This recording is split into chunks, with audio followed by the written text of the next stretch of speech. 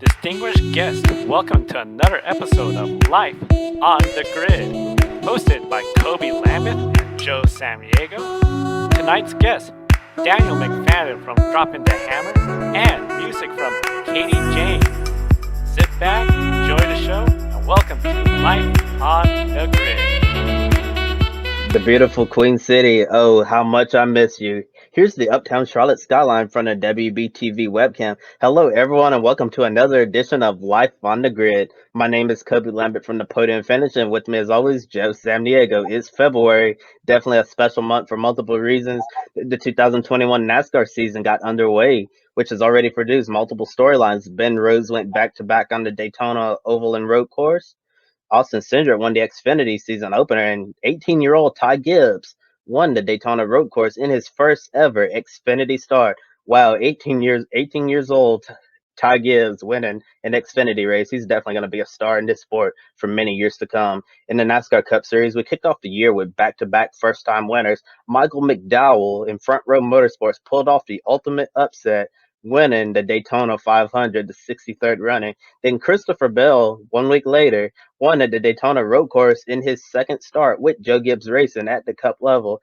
Some people have been saying for several weeks now, this could be the best season ever. Joe, what's your take on the start of the 2021 NASCAR season? Overall, I feel, especially the highlights, the two surprise winners in the Cup Series, Ty Gibbs, his first NASCAR National Series start, go out there, get the win, an impressive win. It wasn't like he was just sitting in fifth or sixth place in the top five, all crash ahead of him on the last lap.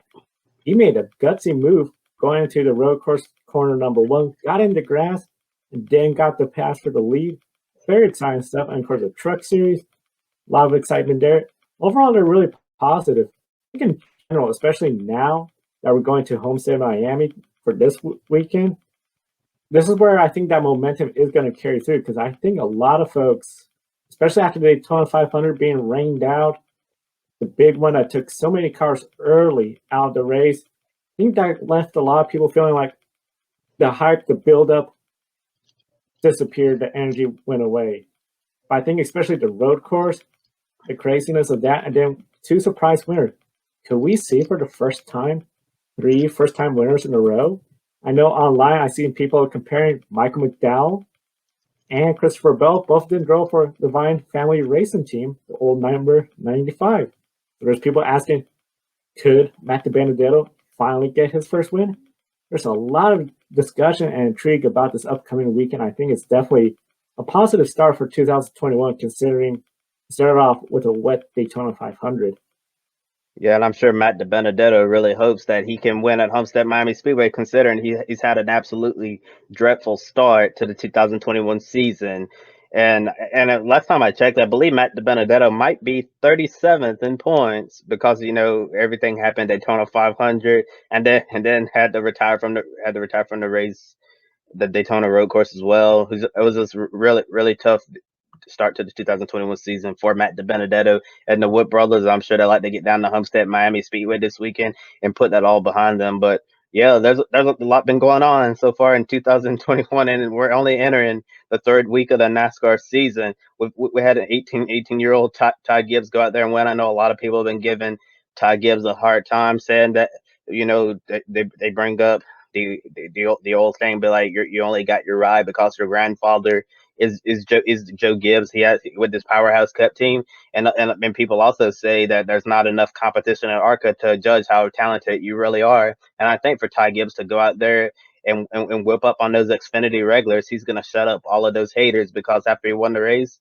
I didn't see a single negative comment about Ty Gibbs. So I definitely think points been proven that Ty Gibbs is a talented young star driver who could develop into a superstar someday throughout time. And Michael McDowell winning the Daytona 500, I'm still in disbelief that we now call him Michael McDowell Daytona 500 champion. That was a massive victory for all of the underdogs all across motorsports for him to win that race, because not many people picked Michael McDowell to win the Daytona 500 as far as I know of in Front Row Motorsports. that'll definitely be one of the highlights of their organization since their existence. I know before it was David Reagan when he scored that upset win at Talladega during the 2010s, and Chris Buescher won a Fox Jordan race at Pocono, and now they won the Great American Race. It doesn't get better than winning the Great American Race. So definitely a highlight there for Front Row Motorsports. And Christopher Bell, another first-time winner, back-to-back first-time winners. Now a lot of people wondering, are we going to see 3 first-time winners in a row? And there's one driver that comes to mind who I think could actually make that possible. And when we get to pick a winner section on Grid Live pre-race, I'm going to share who I think is going to win the race, and it might very well be somebody who could score a first career win at Homestead Miami Speedway. Also, another reason why it's a special month. Every February, we celebrate Black History Month.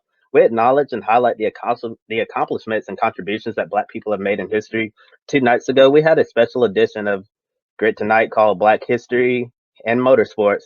Christopher Harris from the African American Racers Association joined us to have a conversation that some might label as uncomfortable: race in racing.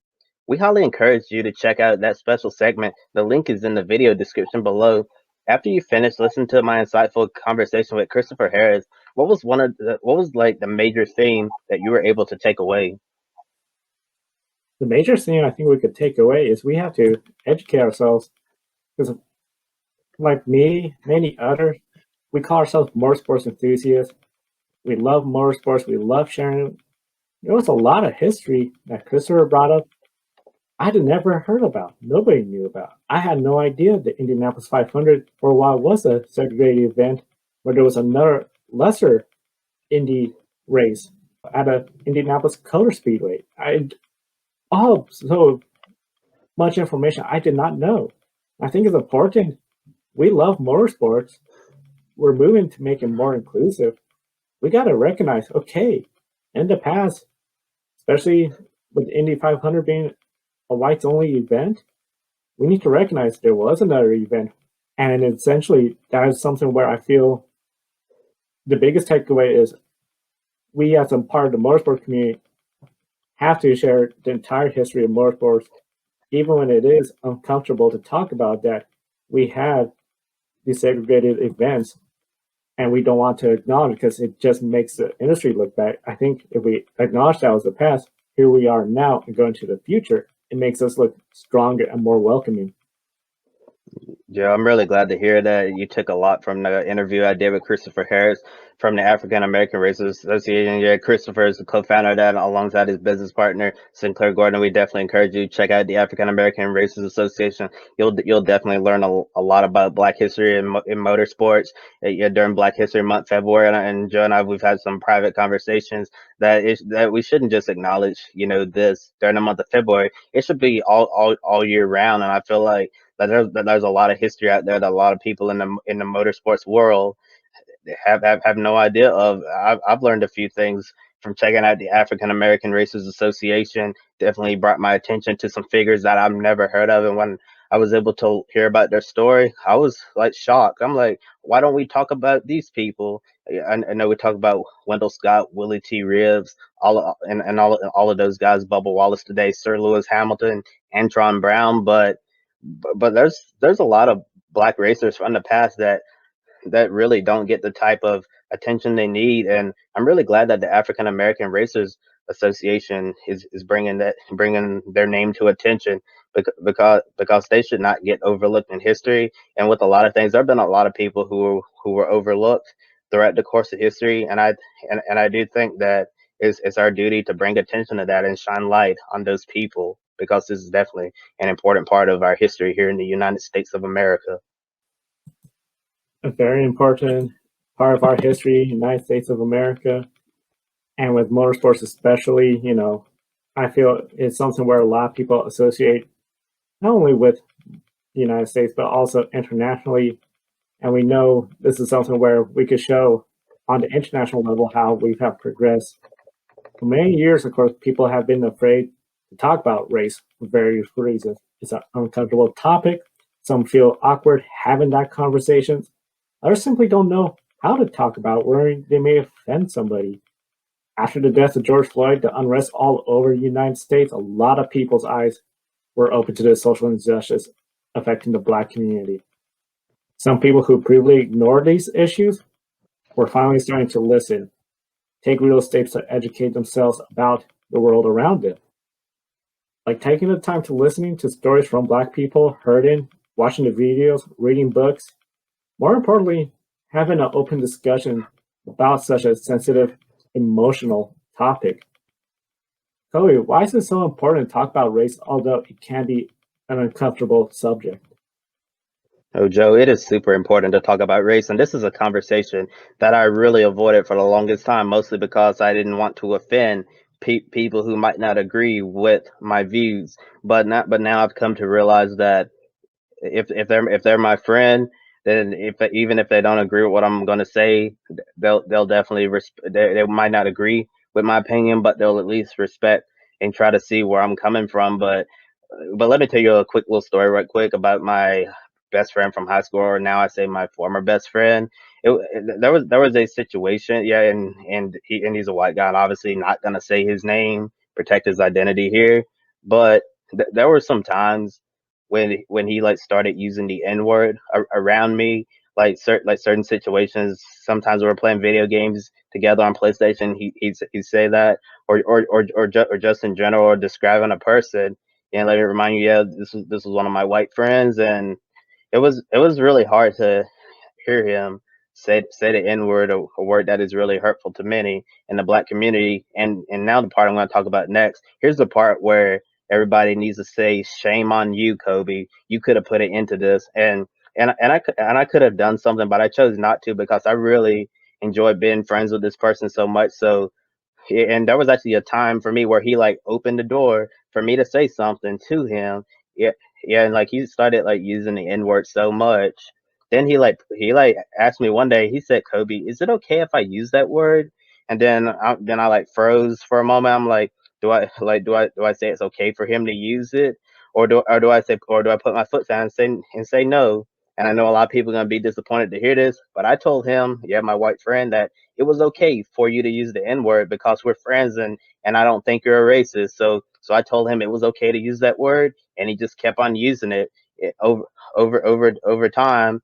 And that's something that I'm very ashamed of to this very day, that I should have really spoken up and said, no, you cannot say that word. That's a hurtful word to me and a lot of people in our community. And I'm just very upset with myself to this very day that I failed to put an end to that, because I felt like that was a teachable moment. I feel like you can really teach people that, well, about a lot of things that we're ignorant of, and a lot of people are ignorant to a lot of things. And yes, it was wrong for him to use that word, and yes, it was wrong of me not to step in and say that's a word you should never ever say, because one day you're going to say that to the wrong person and it's going to end very badly for you. So I think it's really important to talk about race. Yes, it can be uncomfortable, emotional, and sensitive, but we have to talk about it if we want to move forward as a society. And I feel like I should have told my friend there that no, it's not okay. But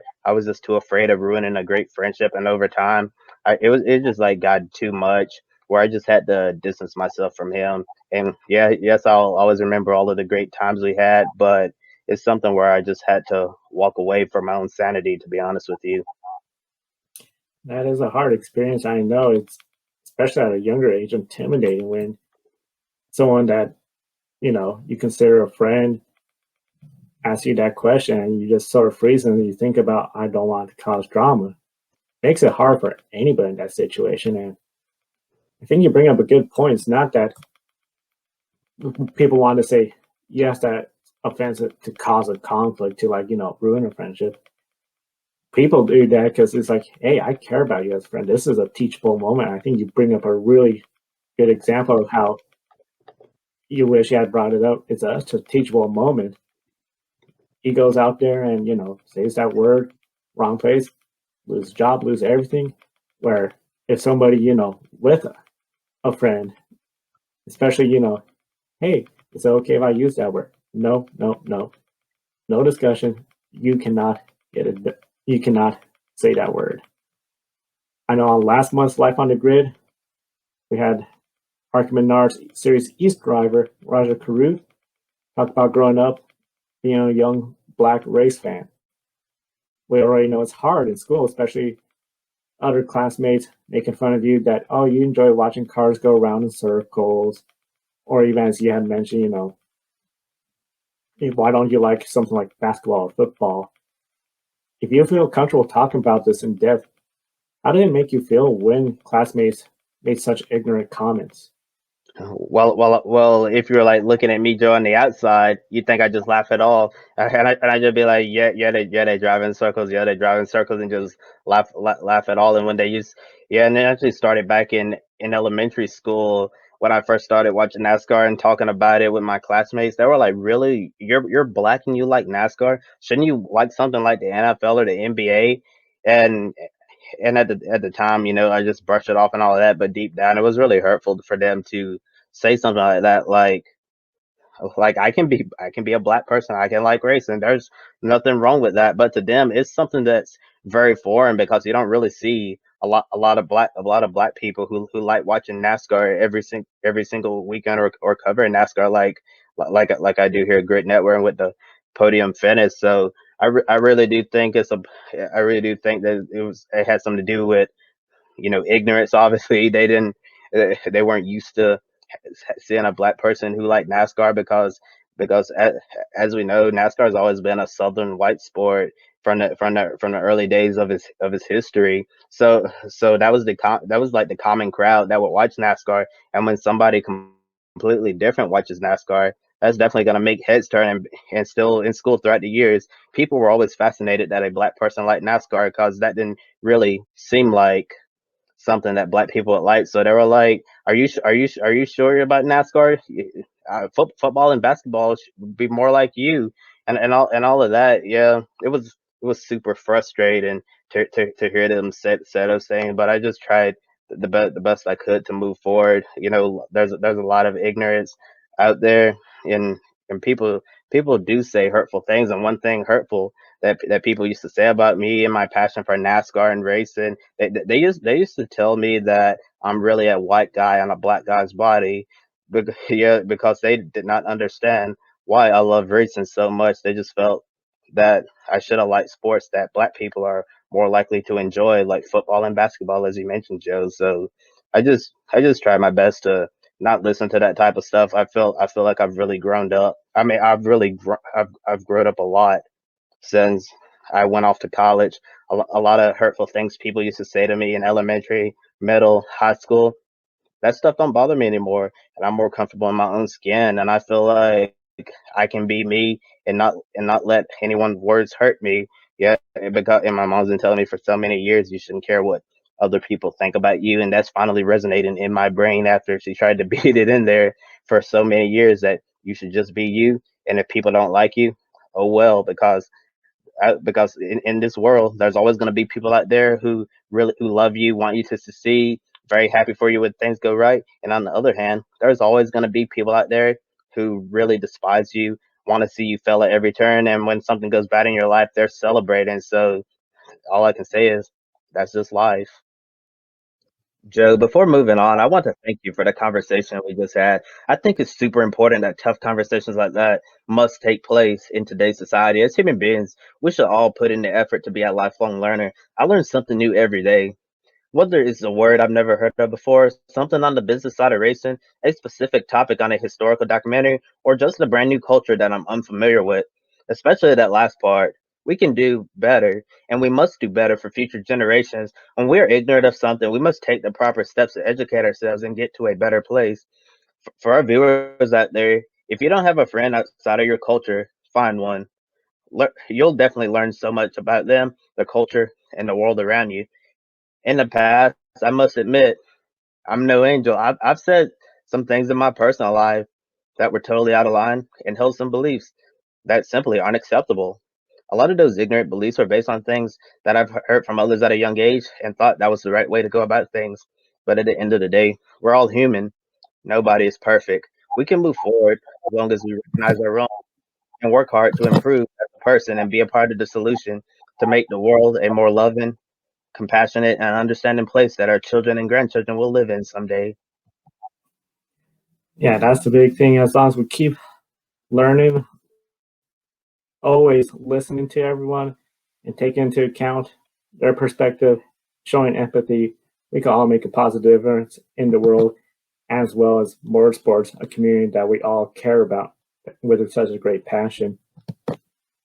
Definitely. Now it's time to finally introduce our guest for the month of February. He's a motorsports journalist currently working as a contributor to the Frontstretch and the host of Dropping the Hammer. Everyone, please give a warm welcome to Daniel McFadin. Daniel, I'm glad that you were able to join us tonight. How are you doing? I'm doing good, man. Just spent a day getting my first haircut since November and writing a column off of the race yesterday that will be published tomorrow on Frontstretch. So that's really been all I've done today. How are you guys?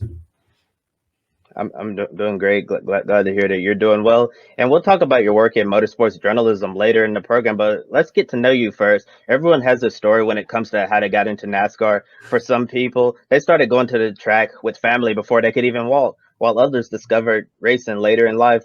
For me, I discovered NASCAR after accidentally finding the 2007 Daytona 500 on TV right before the green flag. So I sat down that day, watched the entire race, and that incredible photo finish between Kevin Harvick and Mark Martin really forced me to get into the sport and learn everything I could. Nobody in my family liked NASCAR or racing at all, so I basically had to teach myself NASCAR, which was really hard but really rewarding. And I never imagined that it would lead to a deep, lifelong passion. So my first question for you is, how did you first become interested in NASCAR?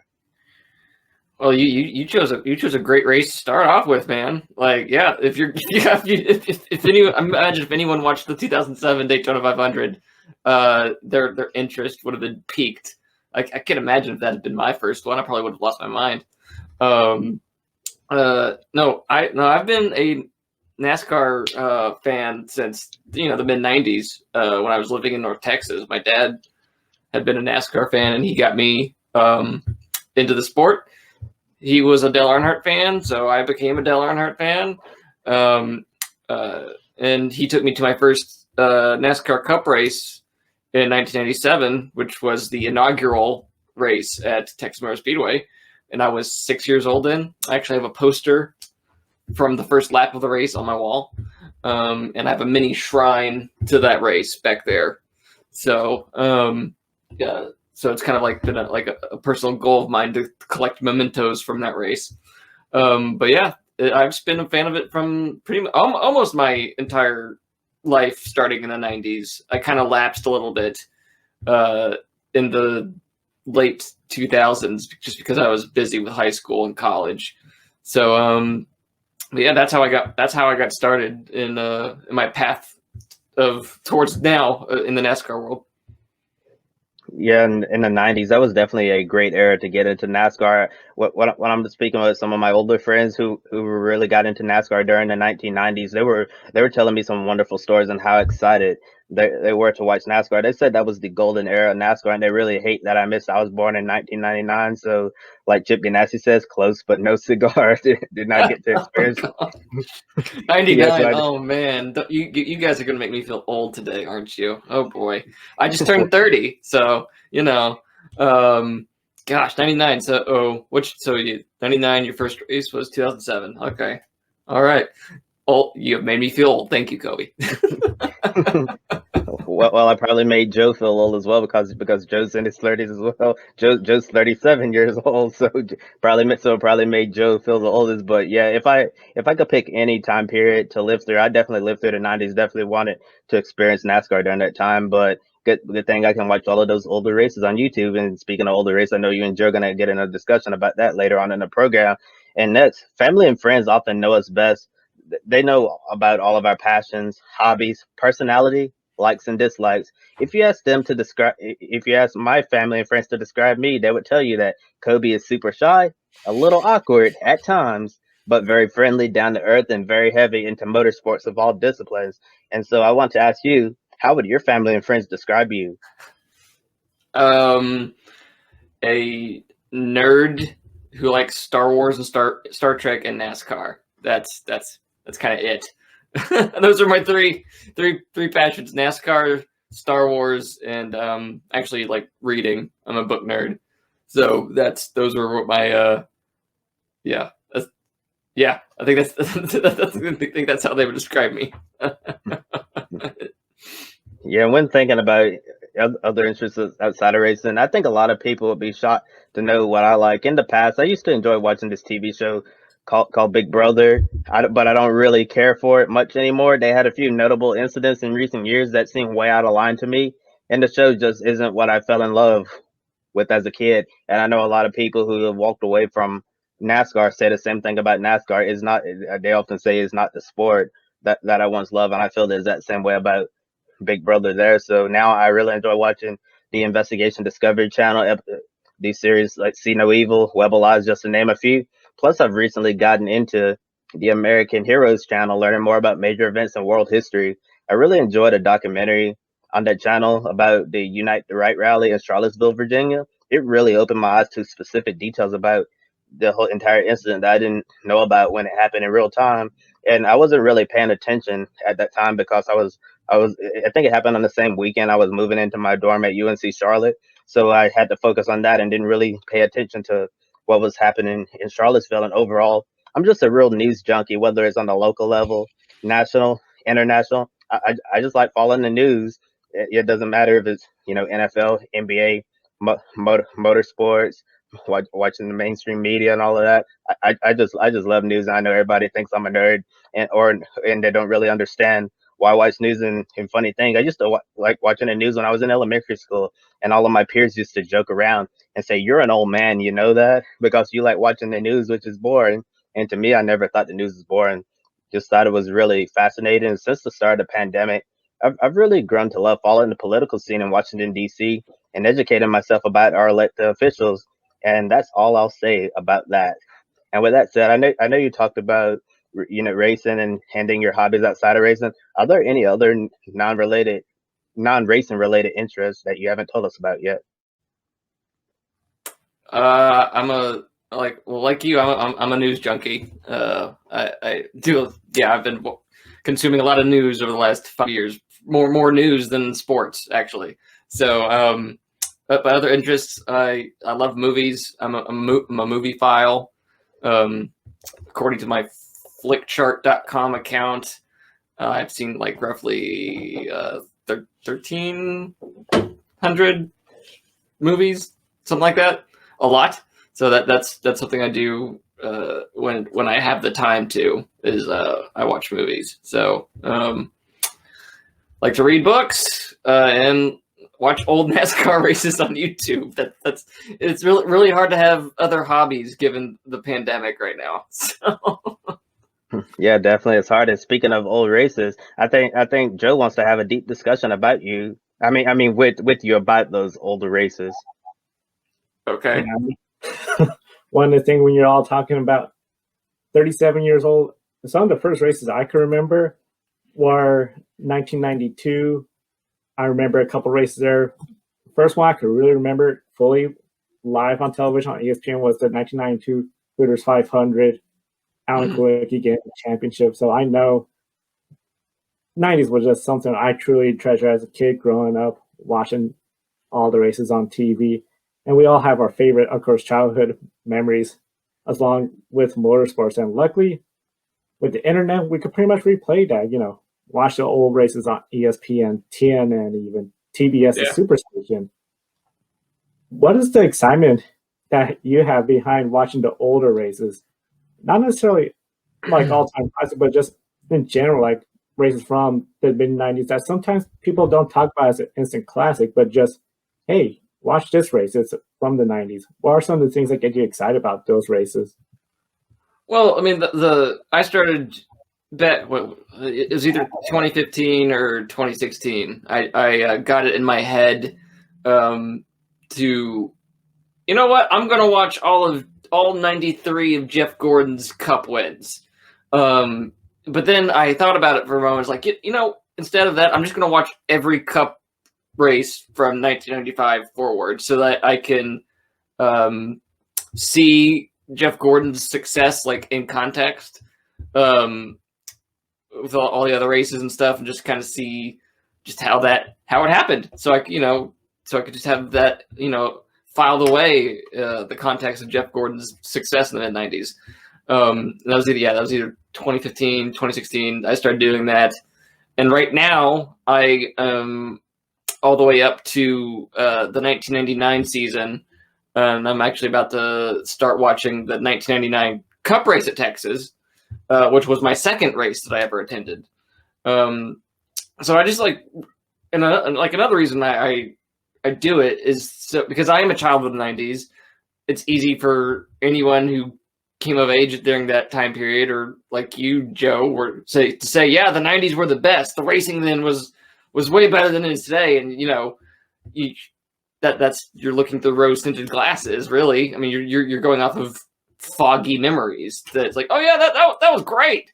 And so that's part of it, to recontextualize my own memories so I can have a valid argument on stuff like that. And in some cases, the racing in the 90s was better, specifically 1.5 mile tracks like Texas, Charlotte.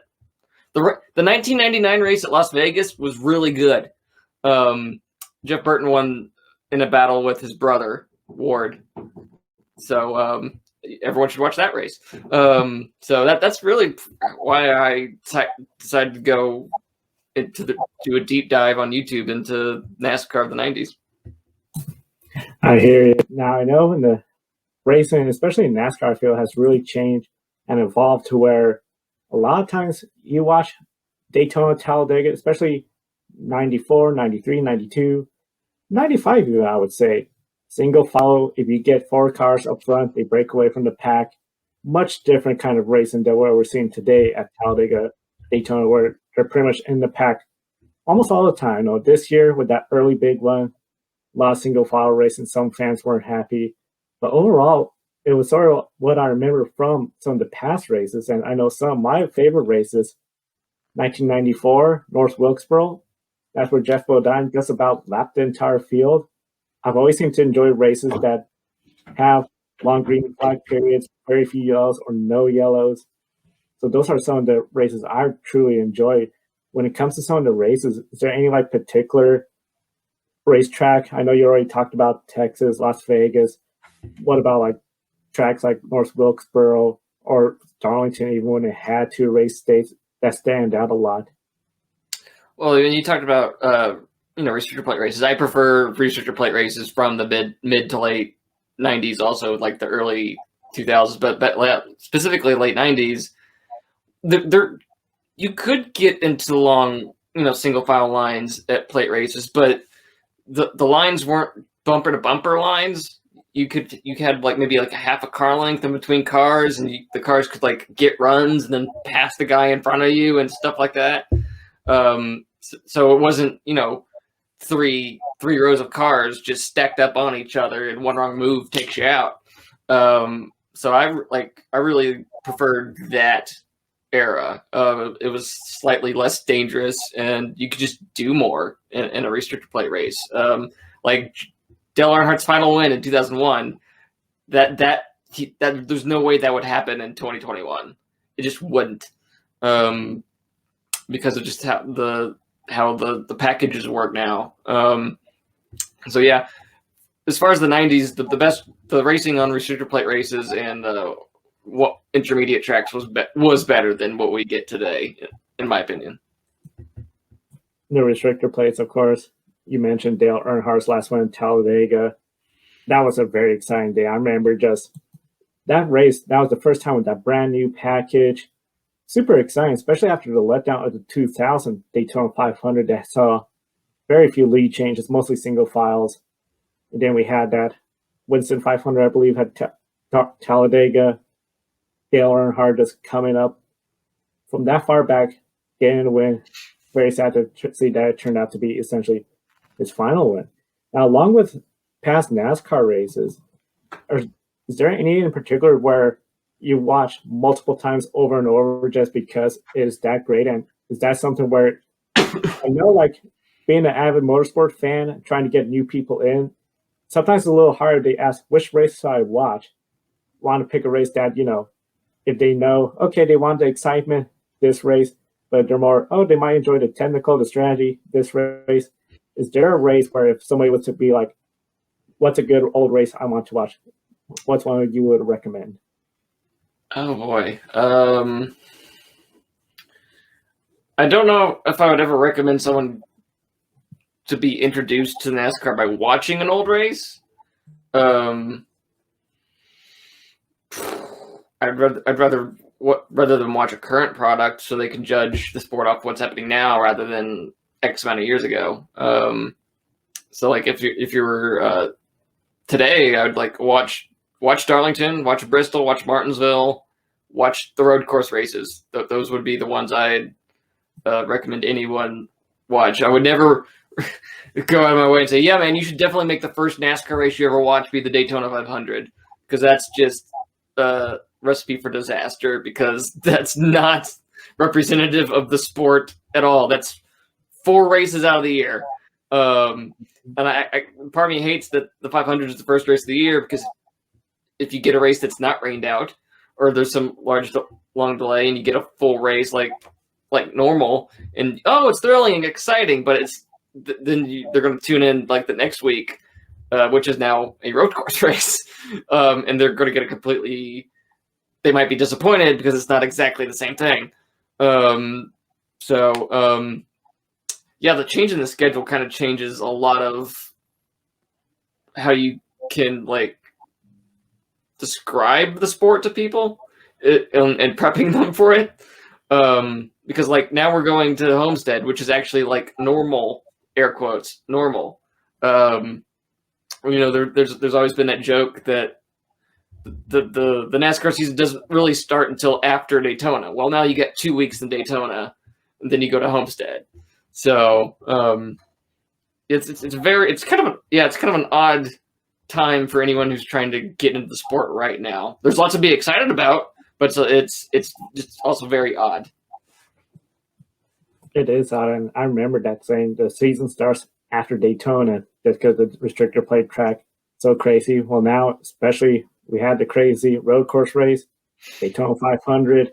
There's a lot of teams out there that are really going to try to just, okay, the season starts now. Let's put Daytona, both races behind.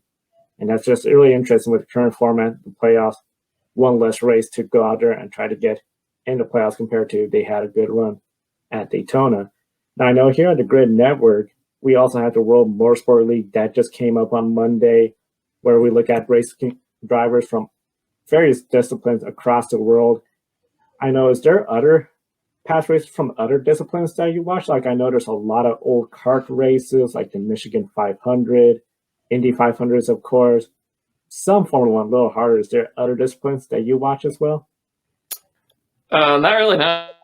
When it comes to old races, yeah, I pretty much specifically watch NASCAR. I mean, I like IndyCar, but not as much as NASCAR. And so I don't follow it as closely as I do NASCAR. So yeah, I haven't gone out of my way and watched any old open wheel races yet. I hear you. One of the things I know I enjoy is the old Michigan 500 race, especially 93, 94, 95.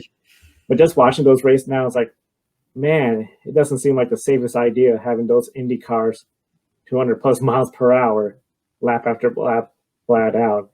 Definitely just a lot of fun watching those. And I know one of the great things about motorsports in general. Yeah, and still discussing all things in the past. Daniel, I know you got your bachelor's degree at Arkansas State University, studied journalism, obviously. I always found it interesting hearing the different stories when I asked people why they wanted to go into journalism at first. I wanted to be a mechanical engineer on a NASCAR team, and in order to prepare myself, I joined my high school's robotics team to get used to the math, science, and hands-on work that it takes to be successful in this field. As time went on with the program, I quickly realized that wasn't the path that I needed to go down, especially being a student who would always struggle with math and science. And I know there's a joke with communication and media journalism students saying that math is not for us, not at all, not at all. And I'm sure you can say the same as well. Yes. Math is definitely not my thing at all.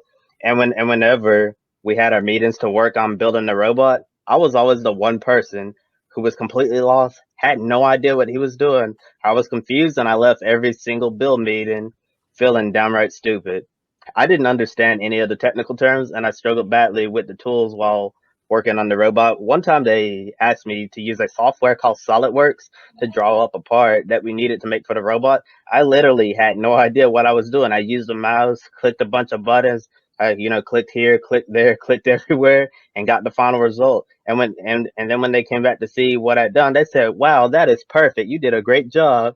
And and then I smiled because I was like, "Wow, I actually did something right for once." And I literally had no idea what I was supposed to be doing, but I got the final result, and they were pleased with me. So I just call it dumb luck there. And yeah, it was just unbelievable that I literally had no idea how to use that software, but still ended up producing a product that they were able to make later on for the robot. And after this experience, I decided that it was best for me to look into journalism. I've always been interested in the news my entire life. I used to stay up late with my grandparents when I was about 3, 4, 5 years old. We'd stay up until 10 o'clock and watch the local news on Fox 8. I really love the news and love racing, so I thought, why not combine two of my passions and chase that career? Did you always know since childhood that you wanted to be a journalist, and how did you find your way in this field? Oh no, I did not want to be a journalist my entire life. I mean, when I was a little kid, things I wanted to be included like a meteorologist and a librarian. Um, I mean, I initially like I did my in high school. I was on the school TV news show. I was a sports guy for 2 years, but I was also a theater kid. And I actually went to Arkansas State. I started out majoring in theater, but in my sophomore year, I joined the student newspaper, writing sports, covering football, and all that. And then after attending a college journalism convention in Louisville, I decided to change my major that year, and here I am over a decade later. So, yeah, journalism was not the original goal. Yeah, same here. When I was a little kid, at first I wanted to be a paleontologist because my grandpa used to go to Walmart in Danville, Virginia every single Saturday, and he'd go to the toy section and we'd pick out me a dinosaur to add to my dinosaur collection. So I wanted to be a paleontologist, and as I got older, I realized that the job market for that wasn't the greatest. So after that, I wanted to be an astronomer and work at NASA and all of that because when I was going through my later years in elementary school, I got really excited about space and everything. We even took a field trip. I believe it was my third grade year to UNC Chapel Hill to their astronomy department there, and I was just so fascinated with all of the planets in the solar system, and thought that's what I wanted to do. But when I realized that involved math, I backpedaled and said, absolutely not. That is not what I want to do. I want to be in a field that involves very little to almost no math. And and when Bob Pockers from Fox Sports is calculating all of those lineups each week for qualifying, kudos to him, because I would not spend my time doing that because I'd get frustrated and angry. I just cannot do that type of math at all. It's very frustrating. And in college, there's just a lot of opportunities for journalism students to get involved, gain valuable experience, and set themselves up for life after college. Unfortunately, I understand how difficult it is to get a job in this field as well, and just pretty much almost every field out there. I know some people personally who got their diploma from UNC Charlotte almost a year ago, and they still haven't found anything in the field. And I know they're pretty frustrated, feeling bummed out. Overall, it can be very frustrating and discouraging for a lot of young students. And and I know entering college, people told me, you don't want to get into this field. There's not going to be any opportunities for you. You're never going to own a home, and all of that. And yeah, I understand that, but I'm wondering, would I rather go into a field and make a bunch of money, a field that I'm not really happy with, or do I want to go into something that I really enjoy, so it doesn't feel like it's work at all? Yeah, and I don't even need to mention how hard it is to land a job in the motorsports industry specifically. It's definitely an uphill battle for those trying to get their foot in the door. Over time, some might even choose to give up on their dreams altogether. And unfortunately, I've seen that with some people. What advice can you provide for young college students out there who want to be journalists but feel like it's an almost impossible task to land a full-time job? Well, I mean, I didn't try getting a job right out of college. I went to grad school at IUPUI right here. Actually, I mean Indiana University. So I got my master's in sports journalism, and then I had an internship at Sporting News, and that translated into getting my NBC job. So my path's very different than others, and I always feel kind of like put in a box when that question gets raised to me, because I didn't do what, maybe the sane thing to do. I don't know, because I didn't apply for any jobs after I graduated from grad school. I put all my hopes into getting the grad school in Indiana, got it, and I've benefited tremendously from what I did. So everyone's path's different. Everyone's situation's different.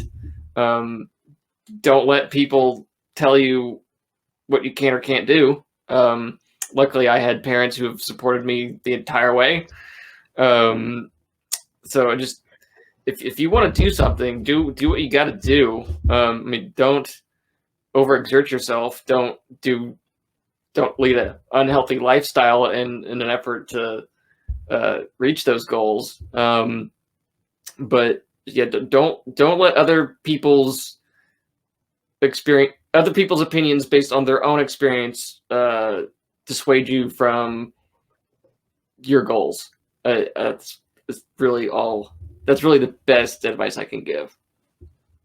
Yeah, and you brought up one really important point, is that everybody's path is different. I understand. Well, I don't know what it's like for all generations. I just know people in my generation, we often get caught up in what is society gonna think of us. Like a lot of people in my age group, they're like by the time I'm out of college, I need to have a car, I need to have an apartment, my own place, and I need to have a full-time job line up. And if I don't have all of those things, then I'm a failure in life, and I fail.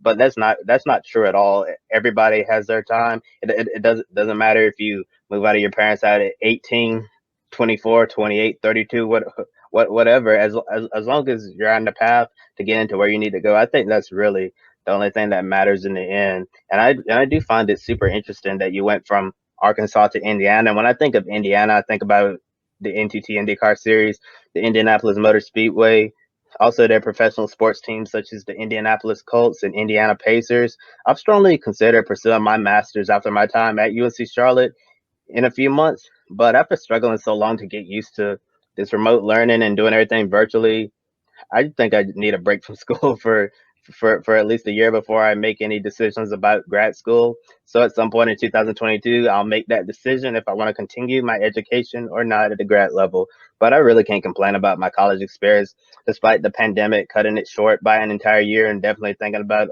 all of the seniors out there who lost out on making those last year memories. Really unfortunate. Also happened to the seniors last year, and it's happened to a lot of seniors this year as well. Unfortunately, we're not going to get all of those memories back, but very thankful for the memories that we've all been able to make so far. And overall, in both your undergrad and grad schools, what was your college experience like? And when you were in Indiana, did you have any experiences related to the IndyCar series? Yeah. I mean, the only reason I went to Indiana to get my master's in sports journalism was so that I would have the opportunity to cover the Indianapolis 500. And that, like I said, I pinned all my hopes on that, and I got in. And as a graduate assistant, I got to be part of the program's student news bureaus at Indianapolis in the month of May for 2014. So I was there for the entire thing, covered the Grand Prix, all the qualifying stuff, and then the Indy 500. And then a few months later, I got to cover the Brickyard 400. And that was actually the day of the Brickyard was my last full day in Indianapolis before I came back to Arkansas very briefly before I got my internship in Charlotte. So yeah, my career path has been solely based on me just wanting to cover the Indianapolis 500, and I'm here because of that. Wow, that was such a cool experience. Being able to do grad school and cover the Indianapolis 500 as well. I'm just thinking, wow, man, you might have just given me an idea where I might want to go to grad school if I decide to go that route. But I'm not really sure how my family would feel about me going all the way to Indiana right now. But who knows what's going to happen in the future? I'm sure it was definitely an incredible opportunity to be able to get your education and cover the greatest spectacle in racing as well. Oh no, it was an incredible experience. The race was amazing, and the story I wrote, I absolutely loved.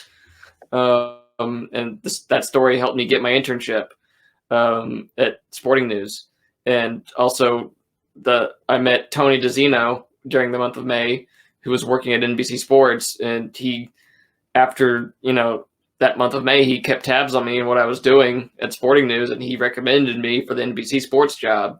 And one day in February, I got an email from someone at NBC Sports asking if I was interested, and I was. And a little while later, I got the job.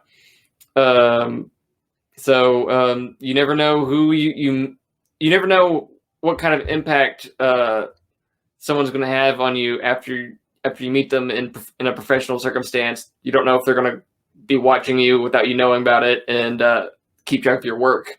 So I'm not sure it's advice, but you never know who's watching. So yeah. Yeah, that's the thing. There's always somebody watching there, scouting the talent, and that's really, I think, really awesome how you went to Indianapolis, mainly to be closer to IndyCar. I know I went from growing up in Alaska, University of Alaska Fairbanks, University of South Carolina, not far away, Darlington Raceway. In fact, Southern 500, when it was around Mother's Day weekend, was going on the same day as my college graduation. So something very interesting. And one of the things you mentioned, of course, and I know this might be a hard topic for some people to talk about, you were with NBC Sports. You're one of the top contributors there. Unfortunately, last year, we remember when you announced on social media that you will be losing your position at NBC Sports. Yeah. First off and foremost, extremely sorry that you had to go through that. I know I've been unemployed already for about 15 months, still searching for something in my field. It's definitely a setback in life. A lot of folks are now experiencing that with the pandemic. If you don't mind me asking, on that day, what went through your mind as you were finding out that your position at NBC Sports was going away, and how has that changed your life? Oh, well, I don't really remember what my initial reaction was. Well, I was kind of surprised because it was a month before the end of the season. I was part of numerous layoffs as a result of just the COVID-19 economic impact, just catching up to NBC Universal. But I was really surprised because it was I found out in August that I'd be laid off in October. And at the beginning of September, I moved back from Charlotte to here in Arkansas to move back in with my parents. And then for the last month, I was at NBC Sports. I was just living here. But that was the thing that kind of upset me the most, was that I couldn't finish the season for NBC Sports. It just didn't make a whole lot of sense. Like they gave me a severance package that equaled what I basically would have made over my final month or even more than that. So I didn't understand why I couldn't have just kept working for them through the end of the year. But right now, I'm writing for Frontstretch. I'm getting the right columns. I didn't get to write columns at NBC Sports. I wasn't allowed to. I got a podcast now with my my college friend James Crow, Dropping the Hammer with Daniel McFadin. I also got the YouTube show, which is the podcast is a spinoff of the YouTube show. So I'm doing that, which I wasn't doing before. So I'm getting experience editing video, shooting video, doing audio stuff. So I'm growing my abilities as a journalist now in a way I wasn't getting to do at this point last year. So I'm taking the positives from it, So, but yeah, I mean, I'm not full-time employed with anyone. I'm just freelancing with Frontstretch. I'm freelancing, covering high school sports for the Arkansas Democrat Gazette. I'm not making much money right now, so but thankfully, like I said, I'm living with my parents right now. That's helped. I know a lot of people don't get that option right now with the pandemic, so I'm very fortunate. But I'm just trying to make the best of it. I'm keeping myself busy, like coming on shows like yours. So I hear you. It's very interesting because I know being unemployed, that's when Grid Network took off, and it's just learning skills to video editing, everything. Now, I'm really impressed to from where we started this back in May, Kobe and I, where it's gone to now has just been really amazing, and definitely having that safety net, I know, has been helpful for me. My wife helps me get through everything that's been going on. And one of the things you brought up, of course, now you're with Frontstretch, editor-in-chief there, Tom Bowles, has built such a strong organization there. You all have Zach Sterniolo. You also have Dustin Albino. And then, of course, definitely everything that team is doing there. Such a talented group from the Frontstretch. Certainly know how to put a team of winners right there for you. When it came to that, you mentioned you got that call. How did that all come together with Frontstretch? Oh, Tom just emailed me out of the blue sometime in either late November, early December, or something like that, and asked if I was interested. We had a phone call, talked up. Then a few weeks went by. I had nothing else come up, so we talked again and agreed to do it. And I'm actually replacing Dustin Albino. He's at jski.com now. But yeah, I mean, I'm still early in the process here. This is only technically like my third. I'm only been doing it for a month. So, it's still early. It's been fun so far. Getting to write columns and kind of shape my writing voice through that. So, yeah, it's very early, but I'm enjoying myself so far. Yeah, you're going there. I think that's really great, especially with Dustin and Tujewski. That's going to be really exciting, I think. And as well, it's exciting too. I know you all have the YouTube Dropping the Hammer. Mm-hmm. I know I was checking out the channel earlier.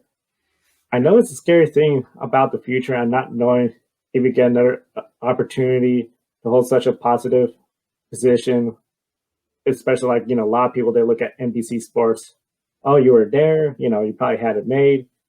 And then there's always the challenges of like, oh, I'm starting up my own program, my own channel, content. Oh, that's a lot of work. You're like a business owner. For all the viewers out there, and especially that haven't heard about Dropping the Hammer, what should they know about your latest adventure, and especially the YouTube channel? Well, you can find it at youtube.com/Daniel McFadin. Dropping the Hammer with Daniel McFadin. It's just supposed to be me. It's for the most part, it's like the video versions of the interviews I do for my Frontstretch stories.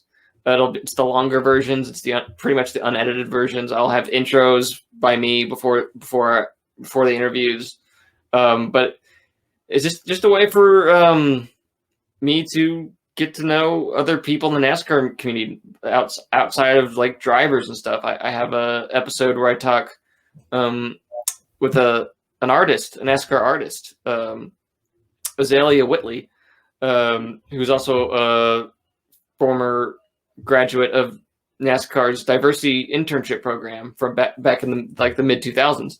That was a really fun interview. So I'm using Dropping the Hammer as a platform to talk to people I normally wouldn't get to with my regular beat reporting duties. I'm specifically going out, making it a point to interview NASCAR fans who are minorities and stuff like that, because I really think they need to be given a platform and an opportunity to share their thoughts on NASCAR, especially after what happened last year, and giving them a voice, an opportunity to express their voice. So I want to be able to use the clout that I've built up over the last 6 years at NBC Sports and the respect that I've hopefully earned and hopefully paying that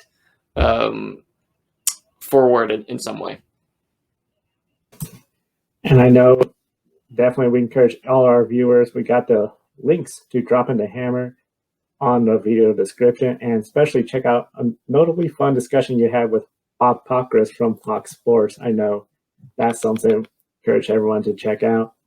He was the first official interview I did for the show, and I really enjoyed it because I've known Bob since I was an intern at Sporting News, and he was working at Sporting News. So I consider him a friend, and he's a reference on my resume. So, and that's invaluable to me. So, but I wanted people to get a chance to talk to Bob, get a chance to know a little bit more about Bob outside of being their go-to guy for answers on Twitter when it came to NASCAR. And if you have Bob Pockris on your resume, you're gonna do big things, and you're gonna go places. I love to have Bob on I love to have Bob on my resume. I know that. And when thinking about the future of NASCAR, a lot of people get excited about all the possibilities. For starters, we have some new teams entering the Cup Series. 2311 Racing, co-owned by Joe Gibbs Racing driver Denny Hamlin and basketball legend Michael Jordan. Trackhouse Racing, co-owned by racer Justin Marks and celebrity singer and songwriter Pitbull. With MJ and Pitbull entering NASCAR as owners in the top series, how will this help introduce the sport to a brand new audience? And do you expect the NASCAR fan base to grow a little instead of continuing the long decline? We can hope. I mean, with Michael Jordan's involvement and Pitbull's involvement, you're going to have outlets covering or at least paying attention to NASCAR that wouldn't otherwise. And when they're doing that, you have people who are being delivered that news who otherwise wouldn't be delivered NASCAR news. So yeah, you got people who are going to be watching races and hopefully reading, our coverage that weren't at this point last year. I mean, NASCAR needs those teams to be successful because I don't think if they're just, you go through a full season and they don't produce anything, you can't ask that potential fan or the potential fan base to stick around. They might get bored. So, I mean, luckily for, 2311, they got partnership with Toyota Racing and they're getting stuff for Joe Gibbs Racing. So they're not some, team that just showed up with some equipment that they got out of a garage or something. They're showing up with top-notch stuff. So they definitely got a fighting chance. Yeah, definitely. Those two teams will need to perform as the season goes on. 2311 Racing, JGR, TRD, Bubba Wallace is gonna have to go out there and perform. And same thing for Daniel Suarez with Trackhouse Racing. I remember the night they announced 2311 Racing with Denny Hamlin and Michael Jordan. I believe Joe and I were on here with a guest doing Life on the Grid recording, and when we saw the news afterwards, we were like, wow, this is actually happening. And it was I think it was one of the top trending things on Twitter later that night, because I checking Twitter, seeing a lot of top journalists in the NBA tweeting about it, and I'm just like, wow, these guys are usually tweeting about LeBron James, Kawhi Leonard, Paul George, Giannis, all of those top NBA players, and now they're tweeting about NASCAR, Denny Hamlin, Bubba Wallace, and Michael Jordan. That was really cool to see people from an entirely different, who cover an entirely different sport, bringing NASCAR in front of their audience's eyes. And of course, people are excited about the next gen car. It's expected to be a sharp departure from the Gen 6. I mean, it has a different sound, a diffuser underneath similar to the GT cars, and a sequential manual transmission. There's always going to be debate about the aero package. As we all know, NASCAR tested the next gen in both high and low downforce configurations. Most are hoping that NASCAR will knock it out of the ballpark with this new for 2022 Cup car. How important is it for NASCAR to make sure that they get the next gen car right for the future? Oh, I mean, it's very. I mean, the next gen car is part of NASCAR's initiative to hopefully make the sport cheaper. And that's not going to be an immediate impact. That's going to take a few years until the savings come into play for teams. I mean, the NASCAR wants other manufacturers to come into the sport. So to do that, you need to make a sport cheaper. But you also want to make the competition good. And so far, there's only been 2 tests so far with multiple cars on track at once. Those were on the Charlotte Road Course and the Charlotte Oval. So, and at some point this year, we'll get a test where there's even more cars on the track, and seeing how those cars perform with their aero package on an oval is going to be critical. Because it's no secret that the product on oval tracks, intermediate tracks like Texas, Charlotte, Kansas, is not the most thrilling thing that NASCAR's been producing for the last 10 years. So and yeah, it's critical. It is weird to think that we would have been watching the next gen car competing already if not for COVID-19. But you want NASCAR to get it right, but also at the same time you don't want them to overthink it.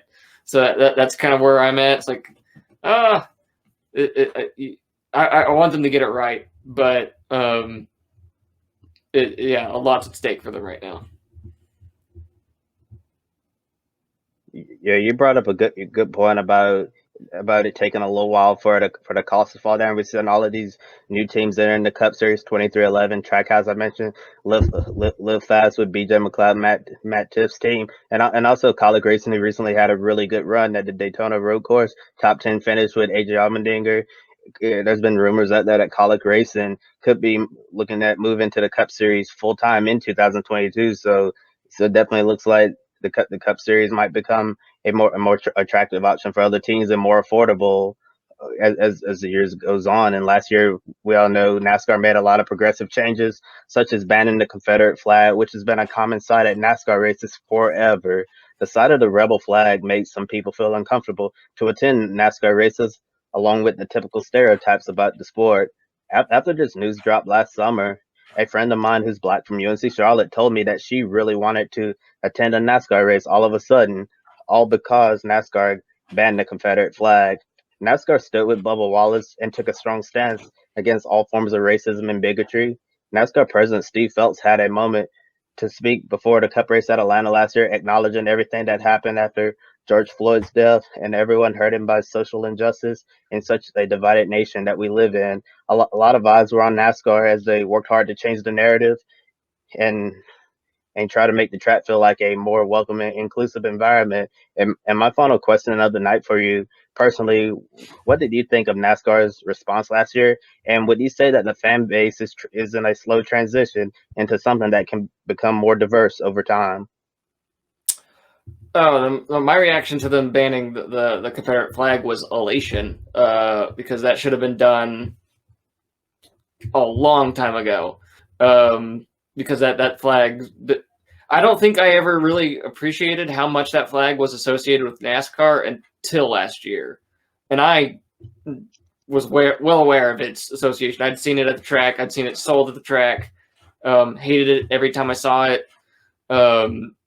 But yeah, I don't, like your friend saying she wanted to attend a race after that. Like that's just that flipping of the switch in someone's interest in the sport over of a flag is just really eye-opening, because like I didn't like the flag. I was aware of its association with sport, but I didn't really. I'll probably never be able to fully appreciate how minority communities viewed NASCAR because of that flag. And I think it was incredible that they did it. When they did it, it was once Bubba Wallace called for them to ban it. If they didn't do it, that would have been catastrophic. But yeah, it's leading to good things. Like Michael Jordan probably would not be owning a NASCAR team right now if they didn't ban that flag. That's think about that. There's a whole new team in NASCAR because of that flag, because that flag is gone. So I don't think we'll really comprehend the impact of that decision for years. Yeah, definitely. And you mentioned probably wouldn't see Michael Jordan owning a Cup team if that flag been banned. We don't even know if we would have seen Pitbull either. And also, I don't think we would have seen Alvin Kamara, start running back for the New Orleans Saints, sponsoring Ryan Vargas with the big squeezy, and other NFL player Antonio Williams investing his own money in Joe Graff Jr.'s NASCAR career. So I definitely think that was the right call for NASCAR to ban the Confederate flag and to a black person like me. I remember when I got to cover the Charlotte Roval these past 2 years, I was in the infield taking pictures for the Podium finishing for my own personal website. And when I like walk it through the infield, I saw Confederate flags, and in the back of my mind, I was always thinking, so are these people gonna call me the N-word at some point? And I just keep thinking about that, and I'm also like, I just need to keep walking, don't acknowledge them, don't look at them, and they're not gonna do anything to me. So yes, I was focused on what I'm supposed to be doing on the track, but also it was just a thought that was always there whenever I saw somebody in the infield who had a Confederate flag. I'm wondering they're gonna shout something hurtful at me. Are they gonna even try to come confront me or whatever? Because to the black community, when we see that flag from a very young age, I was like taught that that's a symbol that's supposed to make me feel really scared, frightened, and want to get as far away as I possibly can. So next time I'm at Charlotte Motor Speedway in the infield, maybe I can walk through the infield and not have that thought in the back of my mind. I hope you get to do it, but and as far as I know, like NASCAR's had little to no problems with keeping the flag off the premises. I know the president of Daytona said they didn't have any issues with it during the 500. But yeah, once our RVs are completely allowed to be on the inside of tracks, it'll be interesting to see if any attempts at putting the flag are made, and if how swiftly NASCAR can deal with that, specifically at tracks like Darlington. Because Darlington has an infield like that. So it'll be interesting to see once all the COVID-19 protocols are rescinded and things are back to normal, how much of a problem NASCAR will have to deal with fans. Yeah, definitely is going to be something we'll be following. And of course, I think everyone that's in NASCAR, including Michael Jordan, the new teams, this is something where everyone's going to be seeing how NASCAR handles it going forward. Definitely want to encourage all our viewers, be sure to go follow Daniel on Twitter at Daniel McFadin, McFadin. Visit his YouTube to watch episodes of Dropping the Hammer, link in the video description. Thank you, Dan, for joining us on today's Life on the Grid. Thanks for having me, guys. And also, your listeners, they can subscribe to the podcast version of Dropping the Hammer with Daniel McFadden. It's on all the major platforms, Apple, Spotify, Google, Stitcher. So, just look up Dropping the Hammer with Daniel McFadden, and you'll be able to find it. And the next episode should be released in podcast form this week with Ty Dillon. So, you can just watch it on YouTube. So, you can have that to look forward to. Definitely going to be very excited for all the fans to look forward to that interview. Also, we definitely want to give a shout out to Colin, our Grid Network Patreon. Encourage everyone to sign up for our Patreon. I know we hit 150 subscribers. We're still growing, but definitely your investment will keep us on the air throughout the 2021 year. Be sure to click on the link to our Patreon page, and be sure to also check out Publis. If you or a friend have a pet dog, be sure to treat them to nice gifts. They got everything from dog leashes of all sizes, collars, clothing, and all sorts of dog accessories. And the best part, every purchase you make, 10% goes to helping homeless, ill, rescue dogs in need of help. Great cause that we care about. Our office dog, of course, is a rescue dog as well. definitely encourage everyone to check out Pablis. Now, from the Rose City, Portland, Oregon, video from Reverie Frame and Breccia Productions. Here's Katie Jane with her song, God's Gift. Enjoy the song, and we'll see you next time.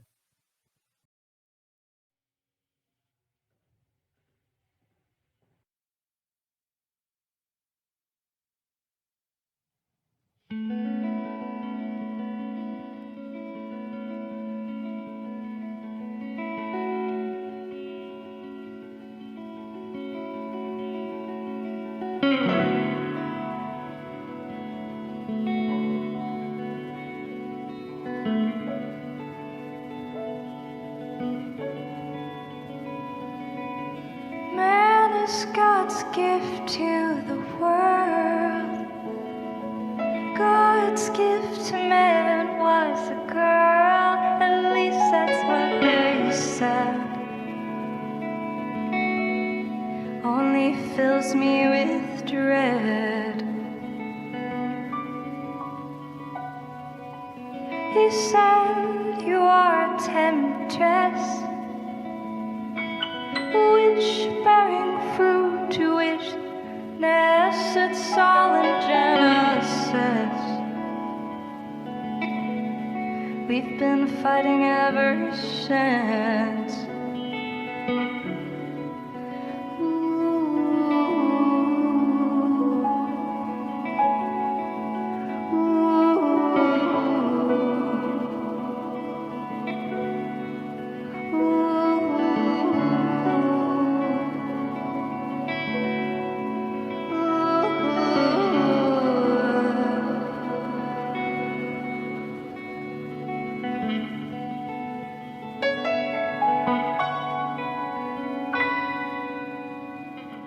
My God-given name means purity, just like a crushed white lily representing my virginity.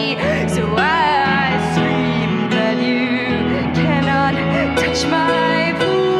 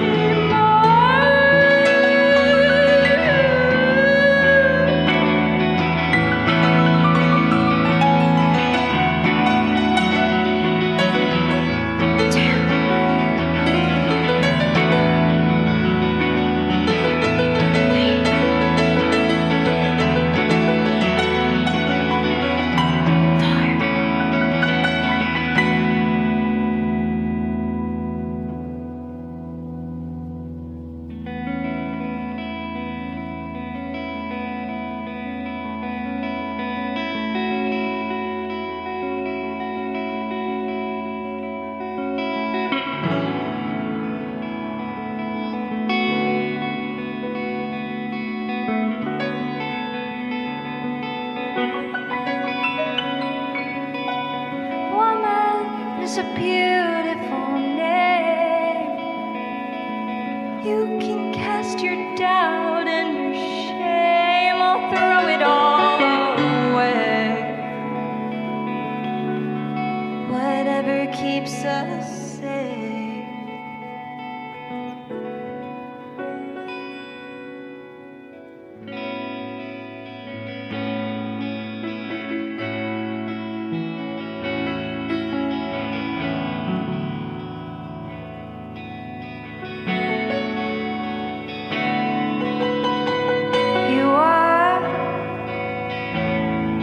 You are not made of atoms, really.